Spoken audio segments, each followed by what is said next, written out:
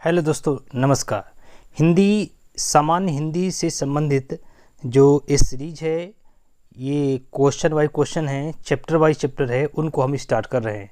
तो पहला चैप्टर इसमें से है ध्वनि एवं वर्णमाला व वर्णक्रम। और इसमें एक बात और बता दें, जितने भी कॉम्पिटिटिव एग्जाम हैं, यानी सिविल सेवा से लेकर के जितने भी group A B C D जितने भी एग्जाम हैं जिसमें से सामान्य हिंदी के क्वेश्चन पूछे जाते हैं, वो इसी सीरीज़ से मिलने वाले हैं। तो आप लोग बहुत ध्यान से इस सीरीज को ज़रूर पढ़िएगा। तो चलिए हम क्वेश्चन को स्टार्ट करते हैं यहाँ से, वन बाय वन क्वेश्चन। और इसके साथ में हम डिस्क्रिप्शन भी पढ़ेंगे, जितने भी डिस्क्रिप्शन दिया होगा उसको भी हम यहाँ पर पढ़ने वाले हैं। तो आप लोग एक भी सभी कोई मिस नहीं करेगा और सभी लोग क्वेश्चन को बहुत ध्यान से पढ़िएगा और आप कमेंट में भी क्वेश्चन को आंसर दीजिएगा, ठीक है। तो चलिए क्वेश्चन को स्टार्ट करते हैं यहाँ से। पहला क्वेश्चन है, भाषा की सबसे छोटी इकाई को क्या कहा जाता है? ए ऑप्शन है वर्ण, बी ऑप्शन है वर्णमाला और उच्चारण, और सी ऑप्शन है पद, और डी ऑप्शन है शब्द। तो यहाँ पर जो हो जाएगा इसका correct answer option number A बिल्कुल सही हो जाएगा। भाषा की सबसे छोटी इकाई को हम क्या कहते हैं? वर्ण कहते हैं। इसका करेक्ट आंसर आपका ये हो जाएगा। चलिए हम अगला देखते हैं, इसका डिस्क्रिप्शन देखते हैं। डिस्क्रिप्शन में है कि भाषा की सबसे छोटी इकाई को वर्ण कहा जाता है। वर्ण के दो भेद होते हैं, एक स्वर होता है, एक व्यंजन होता है। हिंदी वर्णमाला में अगर बात करें तो 52 वर्ण होते हैं, वर्ण या अक्षर होते हैं, जिसमें स्वरों की संख्या 11 होती है और व्यंजनों की संख्या 41। आप देखिए व्यंजनों की संख्या कहीं कहीं 41 मिलेगी, लेकिन कहीं कहीं 33 भी मिल सकती है। क्यों? क्योंकि यहाँ पर जो होता है, आपने देखा होगा कि जो 33 होता है इसमें से 25 उच्छिप्त व्यंजन होते हैं और स्पर्श व्यंजन होते हैं, और इसमें से अगर हम बात करें कि जो 4 होते हैं संयुक्त व्यंजन होते हैं और 4 जो होते हैं ऊष् व्यंजन होते हैं। इस तरह से मिला करके ये आपके 33 बन जाते हैं। तो यहाँ पर दोनों सही हैं और आप किसी को भी गलत नहीं कहेंगे। दूसरा क्वेश्चन है, भाषा की सार्थक लघुत्तम इकाई किसे माना जाता है? ए ऑप्शन है शब्द, बी ऑप्शन है वर्ण, और सी ऑप्शन है अर्थ, डी ऑप्शन है मात्रा। तो देखिए भाषा की सार्थक यानी जिसका अर्थ निकलता हो, तो जो शब्द होगा उसी का अर्थ हम लोग निकाल सकते हैं कि भाषा की सार्थक इकाई को हम क्या कहते हैं। इसलिए correct answer option A number बिल्कुल सही हो जाएगा।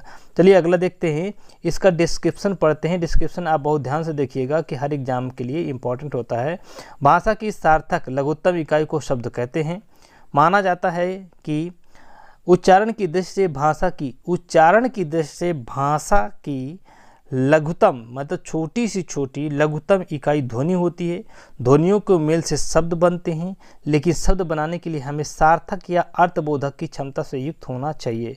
ध्वनि सार्थक ही हो यह जरूरी नहीं है, जैसे का, आ, पा, ता इत्यादि ये ध्वनियाँ हैं लेकिन सार्थक नहीं हैं। किंतु कल, चल, कब ये जो शब्द हैं, क्योंकि इसमें सार्थकता है अर्थात अर्थ देने की क्षमता है, और ऐसे शब्द भाषा की सार्थक इकाई होती है। तो आप लोग समझ गए होंगे।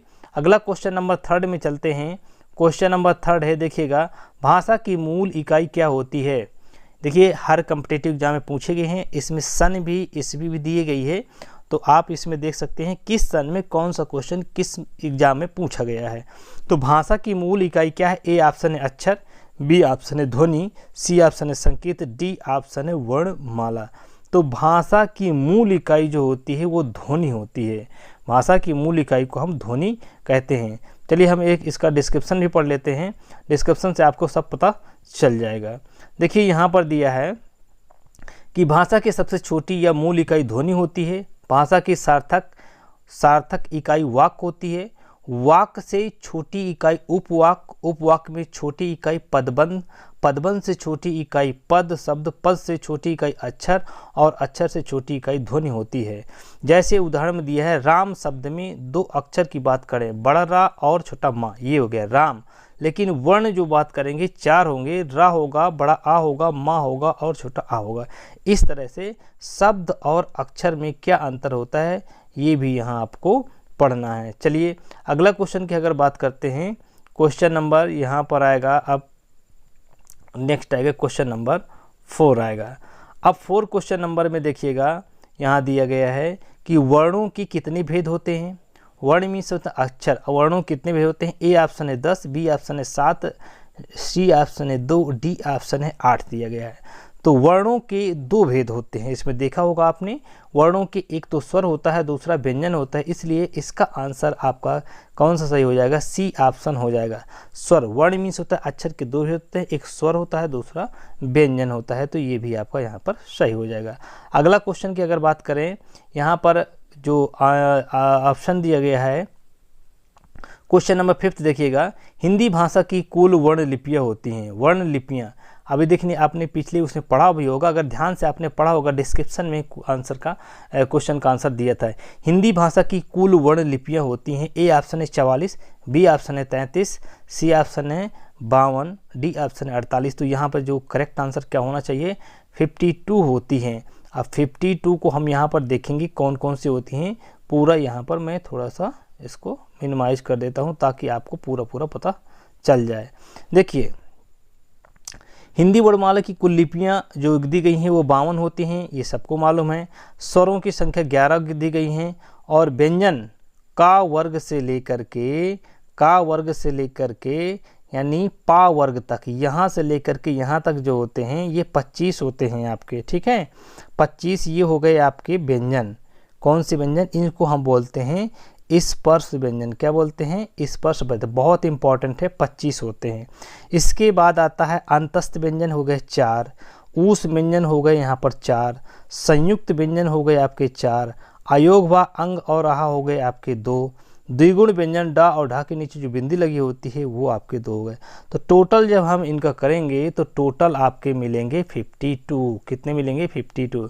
तो यहाँ पर क्वेश्चन कई तरह से आपके एग्जाम में पूछता है कि बताइए कि स्वर कितने होते हैं, तो स्वर यहाँ पर 11 होते हैं। अब पूछता है ह्रस्व स्वर कौन से होते हैं, दीर्घ स्वर कौन से होते हैं, तो छोटा आ, छोटी ई, छोटा ऊ और यहाँ पर री जो होते हैं ह्रस्व स्वर होते हैं। दीर्घ स्वर में बड़ा आ, बड़ी ई, बड़ा ऊ और ए आई ओ आओ, ये आपके दीर्घ स्वर होते हैं। तो ह्रस्व स्वर में 4 होते हैं, दीर्घ स्वर में 7 होते हैं, तो 7 4 11 यहाँ पर हो जाता है, ठीक है। ये आपको समझ में आ गया होगा। अब यहाँ पर स्पर्श व्यंजन की हम बात करें, स्पर्श व्यंजन आपके 25 होते हैं। ये टोटल आपके का वर्ग से लेकर के मा वर्ग तक यानी पा वर्ग तक होते हैं। अंतस्थ व्यंजन में 11 अलावा ये हो गया। ऊष् व्यंजन में श श श ह, ये 4 हो गए। संयुक्त व्यंजन में छ त्र ज्ञ ये हो गया और स्रा भी होता है। अयोग में अंग और आहा, द्विगुण में ड और डा। इस तरह से टोटल जो होते हैं 52 होते हैं। याद रखिएगा, मोस्ट इंपॉर्टेंट ये क्वेश्चन है आपके एग्जाम की दृष्टि से। तो चलिए ये हो गया। आप अगला आते हैं क्वेश्चन नंबर 6 में चलते हैं। 6 क्वेश्चन में लिपि चिन्हों के क्रमबद्ध समूह को क्या कहते हैं? अक्षर ए ऑप्शन है, बी ऑप्शन है वर्ण, सी ऑप्शन है वर्ण समूह, डी ऑप्शन है वर्णमाला। लिपि चिन्हों के क्रमबद्ध समूह को, यह ऐसा क्वेश्चन पूछ सकता है वर्णों के समूह को क्या कहते हैं, तो वर्णमाला कहते हैं, इसलिए आंसर नंबर डी बिल्कुल सही हो जाएगा इसका। चलिए हम डिस्क्रिप्शन की बात करते हैं। यहाँ पर डिस्क्रिप्शन ये है कि हिंदी भाषा की सबसे छोटी इकाई को ध्वनि कहते हैं, पढ़ चुके हैं आप। भाषा के लिखित रूप को वर्ण कहते हैं और वर्णों के क्रम समूह को वर्णमाला कहते हैं, जो कि 52 वर्ण होते हैं। ये सबको मालूम हो चुका है। चलिए 6 के बाद 7 आते हैं। अब जो हम पढ़ने जा रहे हैं ये है वर्ण स्वर वर्ण। स्वर वर्ण कौन कौन से होते हैं, परिभाषा, भेद एवं संख्या। कौन स्वर नहीं है ये देखना है, कौन सा स्वर नहीं है क्वेश्चन नंबर 7 में। देखिएगा कौन सा स्वर नहीं है, यहाँ पर हम बात करते हैं। देखिए ये आपका हो गया छोटा, ये स्वर है, बिल्कुल सही है। ऊ ये भी है, ए ये भी है और बा जो है यहाँ का जो ये है स्वर नहीं है, ये आपका व्यंजन में आएगा, इसलिए करेक्ट आंसर डी हो जाएगा। यहाँ पर क्या हो जाएगा, डी आंसर हो जाएगा। 8 क्वेश्चन पे चलते हैं। 8 क्वेश्चन देखते हैं। 8 क्वेश्चन में क्या है, ऋषि क्या है? इनमें से ऋषि जो दिए गए हैं ये क्या है, व्यंजन है, संयुक्त व्यंजन है, दोनों हैं, स्वर है। देखिए मैंने बताया था कि ये 11 होते हैं, 11 में ऋषि ह्रस्व स्वर में ही शामिल होता है, डी, इसलिए करेक्ट आंसर हो जाएगा स्वर में हो जाएगा। हिंदी के प्रमुख स्वर होते हैं छोटा, बड़ा, छोटी, बड़ी, छोटाऊ, बड़ाऊ यहाँ पर और ए आई ओ आओ। इसमें से मूल स्वर जो बताए गए हैं वो 4 होते हैं, छोटा, बड़ा, छोटा आ, छोटी, छोटाऊ और री। संयुक्त ए आई ओ आओ के 2 प्रकार होते हैं। ह्रस्व स्वर में आ, ई, उ और री आता है, ये आपको याद रखना है। और यहाँ पर दीर्घ स्वर में बड़ा, बड़ी, बड़ाऊ, ए, आई, ओ, औ आता है। ठीक है, तो ये क्वेश्चन आपके इंपॉर्टेंट, एग्जाम की दृष्टि से बहुत इंपॉर्टेंट है। अब देखिए अगला क्वेश्चन की हम बात करते हैं, क्वेश्चन 9 में बहुत इंपॉर्टेंट है। इनमें से किस शब्द में ऋषि की मात्रा का प्रयोग हुआ है? देखिए प्रयोग हुआ है वृष्टि, रिपु, क्रिया, वर्षा। तो यहाँ पर जो देखिए ये री हम बनाते हैं ऐसे करके ऋषि होती है, लेकिन इसकी जो मात्रा होती है वो आपके नीचे ऐसे टा की तरह जो होती है उस तरह लगा होता है। तो ए ऑप्शन बिल्कुल यहाँ पर सही हो जाएगा, करेक्ट आंसर हो जाएगा ए। अब देखिए यहाँ पर दिया है वृष्टि वाले शब्द में ऋषि की मात्रा का उपयोग हुआ है। ऋषि की मात्रा वाले अन्य शब्द है कृतज्ञ, कृष्ण और सृजन, इस तरह से यहाँ पर दिया गया है, तो आप जरूर याद रखिएगा।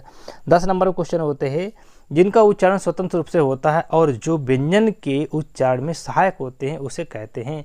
ए ऑप्शन है संज्ञा, बी ऑप्शन है स्वर, सी ऑप्शन है व्यंजन और डी ऑप्शन है विसर्ग। तो यहाँ पर करेक्ट आंसर हो जाएगा स्वर जो होता है ये स्वतंत्र रूप से प्रयोग किया जाता है। ठीक है, स्वतंत्र रूप से प्रयोग किया जाता है और ये किसी की सहायता से नहीं किया जाता है। चलिए जिनका उच्चारण स्वतंत्र रूप से होता है, जो व्यंजन के उच्चारण में सहायक होते हैं, व्यंजन की हेल्प करते हैं, उन्हें स्वर कहते हैं। इनके उच्चारण में भीतर से आती हुई वायु मुख से निर्बाध रूप से निकलती है, मतलब कि ना बिना रुकावट के। हिंदी में स्वर वर्णों की संख्या 11 होती है, सभी स्वर स्वतंत्र होते हैं, ये भी याद आप रखना है। अब देखिए अगला क्वेश्चन फिर से क्वेश्चन मिल गया, तो यहाँ पर बहुत इंपॉर्टेंट क्वेश्चन है कि यहाँ पर पूछा क्या गया है कि स्वरों की संख्या कितनी होती है, ये क्वेश्चन पूछा गया है। क्वेश्चन नंबर कौन सा है? 11 है। तो स्वरों की संख्या मैंने बताया है 11 होती है, ये आपसे बिल्कुल सही है। स्वरों की संख्या 11 होती है जिसमें से वर्णों का स्वतंत्र उच्चारण किया जा सके या जिन ध्वनियों के उच्चारण के साथ हवा बिना किसी रुकावट के निकलती है वे स्वर कहलाते हैं। ये आपके इसमें छोटा, बड़ा, छोटी, बड़ी आदि इस तरह के दिए गए हैं, यहाँ पर पूरे 11 होते हैं। स्वरों का उच्चारण है, देखिएगा 12 नंबर में स्वरों का उच्चारण व्यंजनी की सहायता से होता है, अनुस्वार की सहायता होता है, अनुनासिक सहायता होता है, बिना किसी की सहायता। अभी हम इसको पिछले उसमें क्वेश्चन में पढ़े थे कि बिना किसी के सहायता से होता है ये स्वतंत्र रूप से प्रयोग किए जाते हैं, इसलिए इसका आंसर हो जाएगा डी। अब देखिए स्वरों का उच्चारण बिना किसी की सहायता से होता है, ये सभी स्वतंत्र होते हैं। और व्यंजन वर्णों का उच्चारण स्वरों की सहायता से होता है। व्यंजन जो स्वर की सहायता होता है, प्रत्येक व्यंजन के उच्चारण में आ की ध्वनि छिपी रहती है, तो करेक्ट आंसर हो जाएगा आपका। 13 में चलते हैं, स्वर किसका भेद होता है? स्वर किसका भेद है, यहाँ पर देखना है स्वर किसका भेद है। संधि का भेद है, यहाँ पर बी ऑप्शन है समास, सी ऑप्शन है वर्ण और डी है लिंग। तो देखिए जो स्वर होता है वर्ण के हमने बताया था कि 2 भेद होते हैं, स्वर और व्यंजन, तो इसलिए ये वर्ण का भेद हो जाएगा। ऑप्शन नंबर सी, हिंदी वर्णमाला में 2 प्रकार के होते हैं वर्ण, इसमें स्वर और दूसरा व्यंजन होता है, इसलिए आप समझ गए होंगे। स्वर किसे कहते हैं? स्वर उन वर्णों कहते हैं जिसका उच्चारण बिना किसी अवरोध अथवा बाधा के होता है, वो सभी स्वतंत्र होते हैं। और व्यंजन स्वरों की सहायता से बोले जाते हैं, उन्हें हम व्यंजन कहते हैं। तो बहुत इंपॉर्टेंट क्वेश्चन रहा है। और अगले क्वेश्चन की हम बात करते हैं, क्वेश्चन नंबर 14 में। देखिएगा क्वेश्चन नंबर 14 में क्या है, मात्रा के आधार पर स्वर कितने प्रकार के होते हैं? अब देखिए अलग अलग टाइप के क्वेश्चन मिलेंगे। मात्रा के आधार पर स्वर कितने प्रकार के होते हैं? ए ऑप्शन है 2, बी ऑप्शन है 3, डी ऑप्शन है, सी ऑप्शन है 4, डी ऑप्शन है 5। तो मात्रा के आधार पर स्वर में लगने वाला समय मात्रा कहलाता है। क्या होता है? समय। इसी मात्रा के आधार पर स्वरों के 3 भेद होते हैं, ध्यान रखिएगा। मात्रा के आधार पर स्वरों के 3 भेद होते हैं। कौन कौन से होते हैं हम यहाँ पर पढ़ लेते हैं। पहला दिया है ह्रस्व। क्या दिया है? पहला ह्रस्व होता है। जिन स्वरों के उच्चारण में एक मात्रा का समय लगता है उन्हें ह्रस्व कहते हैं। ठीक है, छोटा, छोटी, छोटाऊ और री ये ह्रस्व होते हैं, इन्हें एक मात्रिक स्वर भी कहा जाता है। दीर्घ स्वर किसे कहते हैं? जिन वर्णों के उच्चारण में 2 मात्रा का समय अर्थात ह्रस्व दुगुना समय लगता है उसे हम दीर्घ स्वर कहते हैं। द्विमात्रिक स्वर भी कहते हैं, बड़ाई, बड़ई, बड़ी ई, बड़ाऊ, ए, आई, ओ, औ, इस तरह के होते हैं। पुलुप्त स्वर होते हैं। जिन स्वरों के उच्चारण में यानी ह्रस्व स्वर से तिगुना समय लगता है उसको हम बोलते हैं पुलुप्त स्वर बोलते हैं, ये भी आप ध्यान रखिएगा। पुलुप्त स्वर हो गया। और ओम जो हम लिखते हैं इसी का एक तरह से उच्चारण यहाँ पे जो हिंदी का 3 बनता है इसी की तरह का इसका भी होता है। और संस्कृत में ज़्यादातर इसका प्रयोग पुलुप्त स्वर का किया जाता है, तो आप लोग याद रखिएगा। अगला क्वेश्चन है 15 में, देखते हैं 15 क्वेश्चन में ह्रस्व दीर्घ और प्लुप्त कितने प्रकार के होते हैं। ह्रस्व दीर्घ और प्लुप्त किसके प्रकार हैं, सॉरी। तो ए ऑप्शन है संधि, बी ऑप्शन है व्यंजन और सी ऑप्शन है स्वर और डी ऑप्शन है उपयुक्त में एक से अधिक और ये दिया है ई ऑप्शन में दिया गया है इनमें से कोई नहीं।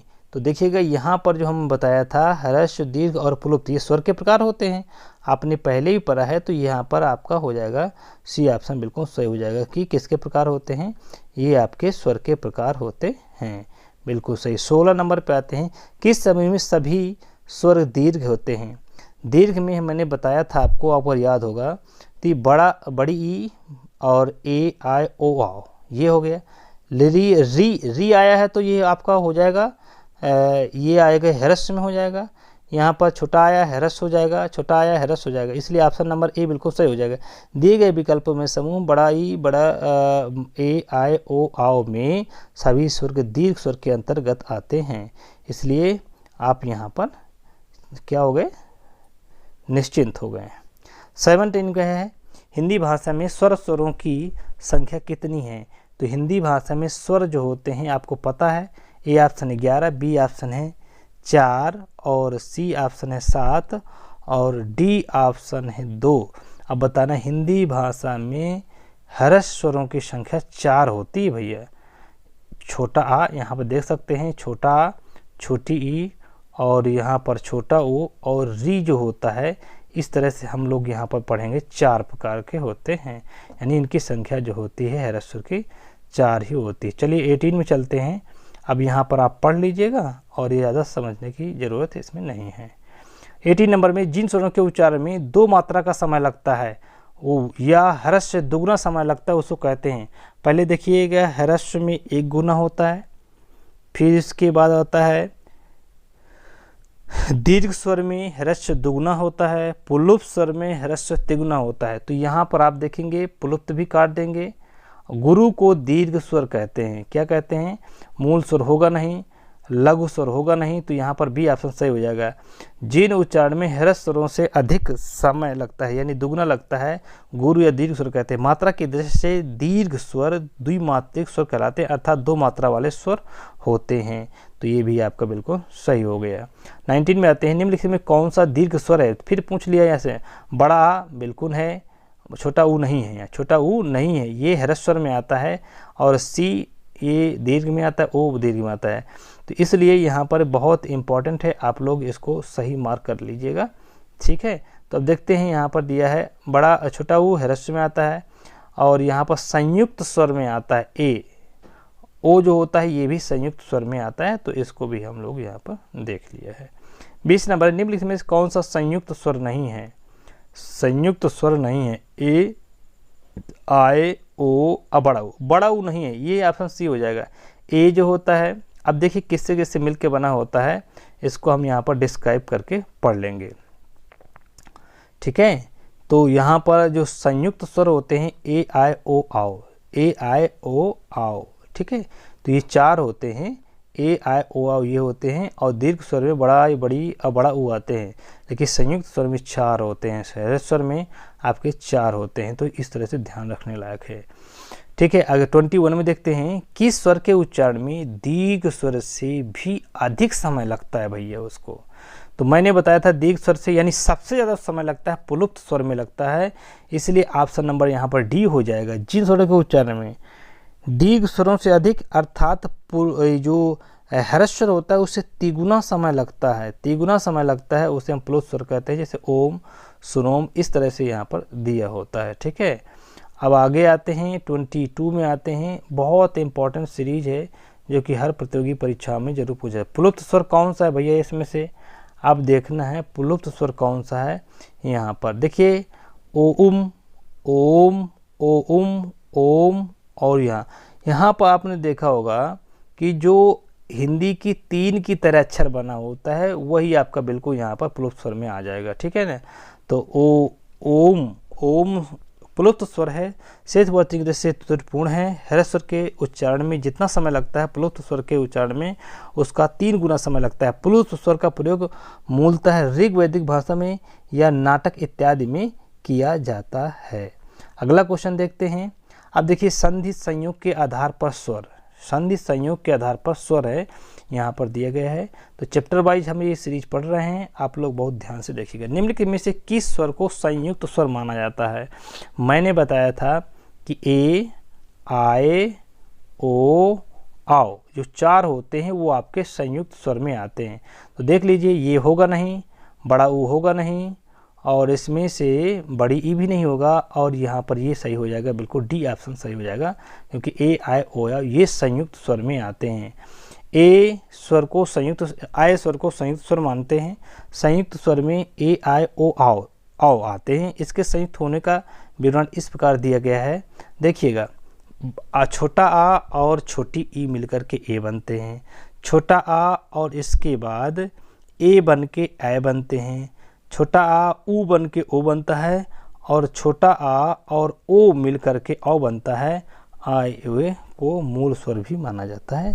तो इस तरह से बहुत इंपॉर्टेंट है, क्योंकि ये पूछ लिया जाता है। 24 में चाहते हैं निम्नलिखित में से कौन सा मूल दीर्घ स्वर नहीं है? तो मूल में मैंने बताया था कि मूल जो होता है 4 होते हैं, शुरू के होते हैं, छोटा बड़ा छोटी बड़ी ई, ठीक है। तो यहाँ पर में ओ मूल स्वर नहीं होगा, यहाँ पर मूल स्वर नहीं होगा, संयुक्त स्वर में आता है। यह संयुक्त स्वर है, स्वतंत्र रूप से उच्चारित वर्ण स्वर कहलाते हैं। हिंदी वर्णमाला में 11 स्वर होते हैं, जिनका वर्गीकरण निम्न प्रकार से दिया गया है। तो हम इसको डिस्क्रिप्शन भी पढ़ने वाले हैं। हर स्वर जिस स्वर की उत्पत्ति दूसरे स्वरों से न होकर के स्वतंत्र रूप से होती है, वे हर स्वर कहलाते हैं। आ, ई, उ, री मूल स्वर एक मात्रिक स्वर भी कहते हैं। दीर्घ स्वर 2 समान मूल स्वरों के योग से निर्मित स्वर दीर्घ स्वर कहलाते हैं। छोटा आ छोटा बड़ा मिलता है, और छोटी छोटी बड़ी मिलता है, छोटा ऊ छोटा ऊ बड़ा ऊ मिलता है। तो ये मूल दीर्घ स्वर होते हैं। संयुक्त में जब 2 असमान स्वर परस्पर जुड़ते हैं तो उनको हम संयुक्त स्वर बोलते हैं। फिर देखिए, ये कई बार रिपीट होता है, तो बार बार आपको याद रखने की ज़रूरत है। यहाँ पर ये ए दिया गया है ना, छोटा और छोटी। आय में छोटा ए, ओ में छोटा ओ, आओ में छोटा ओ संयुक्त स्वर होते हैं। मुख विवर खुलने के आधार पर स्वर कौन कौन से होते हैं? इसमें से समवृत्त स्वर कौन सा है? समवृत्त स्वर कौन सा है? ठीक है, पूछा गया है। तो ए ऑप्शन ओ, बी, ई, सी है आओ, और डी है आ। बी ऑप्शन सही हो जाएगा इसका। समवृत्त स्वर या ऊंचा स्वर ऐसी ध्वनि होती है जिसमें से बिना व्यंजन की ध्वनि बिना व्यंजन की ध्वनि बनाए जिह्वा को मुख में जितना संभव हो सके उतना ऊंचा और तालु से समीप रखा जाता है। उदाहरण के लिए बड़ी ई एक समवृत्त स्वर है, तो इसको भी आप पढ़ेंगे। तो हमारे 25 क्वेश्चन आज के लिए कंप्लीट हो गए हैं। वीडियो अगर पसंद आए तो लाइक शेयर जरूर करिएगा, और आने वाले कॉम्पिटिटिव एग्ज़ाम के लिए किसी भी एग्ज़ाम में अगर बैठेंगे, अगर मेरी इस सीरीज़ से 100+% बता रहा हूँ कि क्वेश्चन यहाँ से मिलने वाले हैं, तो मुझे आज्ञा दीजिए। तब तक के लिए अगले वीडियो मिलते हैं। जय हिंद, नमस्कार, वंदे मातरम।